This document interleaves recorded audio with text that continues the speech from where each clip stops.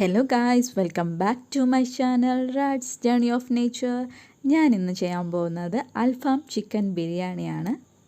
അൽഫാം grilled chicken ഞാൻ മുമ്പ് video ചെയ്തിട്ടുണ്ട്. അതിൻ്റെ ലിങ്ക് ഞാൻ ഡിസ്ക്രിപ്ഷനിൽ കൊടുക്കാം. നിങ്ങൾക്കത് വളരെ യൂസ്ഫുൾ ആയിരിക്കും.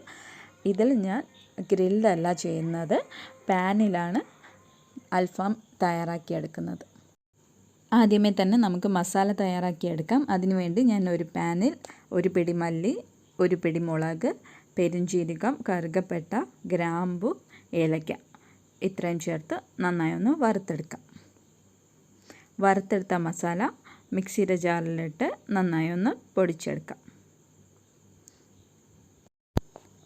ജാറിലേക്ക് ഒരു തക്കാളി ചെറുതായി അരിഞ്ഞത്, വെളുത്തുള്ളി, ഇഞ്ചി, പച്ചമുളക് ഇത്രയും ചേർത്ത് നന്നായി ഒന്ന് ഗ്രൈൻഡ് ചെയ്തെടുക്കാം.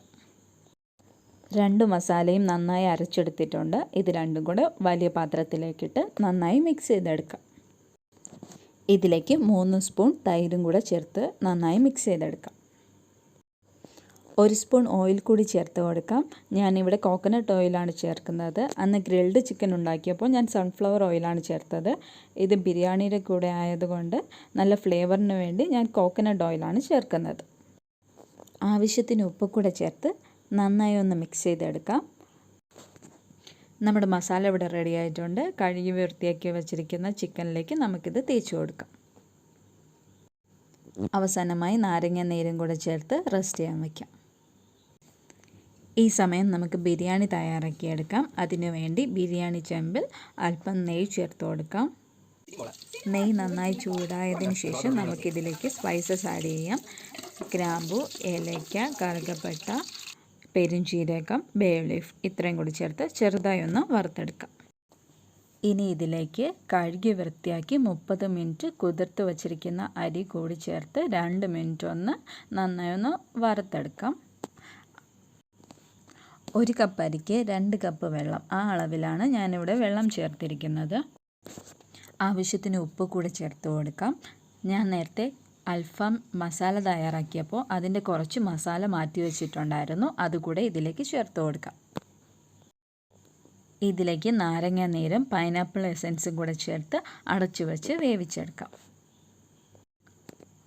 1 മണിക്കൂറിന് ശേഷം നമുക്ക് ചിക്കൻ ഒന്ന് ഫ്രൈ ചെയ്തെടുക്കാം. അതിനുവേണ്ടി വളരെ കുറച്ച് കോക്കനട്ട് ഓയിലാണ് ഞാൻ പാനിലേക്ക് ചേർത്തിട്ടുള്ളത്. ഇനി നമുക്ക് ചിക്കൻ്റെ ഗ്രേവി തയ്യാറാക്കിയെടുക്കാം. അതിനുവേണ്ടി സവോള നന്നായി വഴറ്റിയെടുക്കാം. ഇഞ്ചി, വെളുത്തുള്ളി, പച്ചമുളക് പേസ്റ്റ് തയ്യാറാക്കി അതുകൂടെ ഇതിലേക്ക് ചേർത്ത് കൊടുക്കാം. തക്കാളിയും തൈരും കൂടെ പേസ്റ്റാക്കി ഇതിലേക്ക് ചേർത്ത് കൊടുക്കാം.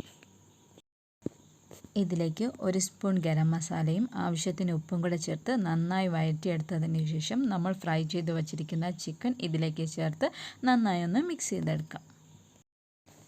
നമ്മുടെ ചിക്കനും ചോറും എല്ലാം സെറ്റായിട്ടുണ്ട്. ഇനി നമുക്ക് ദം ചെയ്തെടുക്കാം. അതിനുവേണ്ടി ആദ്യത്തെ ലെയർ ചിക്കനും പിന്നെ ചോറും, അതിൻ്റെ മുകളിൽ രമ്പയിലയും മല്ലിയിലയും ചെറിയും കാഷ്യൂനട്ടും കിസ്മസും എല്ലാം ചേർക്കാം. ഇതുപോലെ രണ്ടാമത്തെ ലെയറും നമുക്ക് തയ്യാറാക്കിയെടുക്കാം. അതിനുശേഷം നമുക്ക് ദം ചെയ്തെടുക്കാം. 20 മിനിറ്റിൽ കൂടുതൽ ദം ചെയ്യാൻ പാടില്ല. നമ്മുടെ ബിരിയാണി ഇവിടെ റെഡി ആയിട്ടുണ്ട്. ഇനി നമുക്കിത് ടേസ്റ്റ് ചെയ്ത് നോക്കാം. ഇതിൽ എന്തെങ്കിലും കൂടുതൽ കുറവ് എന്തെങ്കിലും ഉണ്ടോ? അഭിപ്രായം ഇതെന്ന് പറയുന്നത് നല്ലൊരു ഇതാണ്. ഇത് സൂപ്പറാണ്.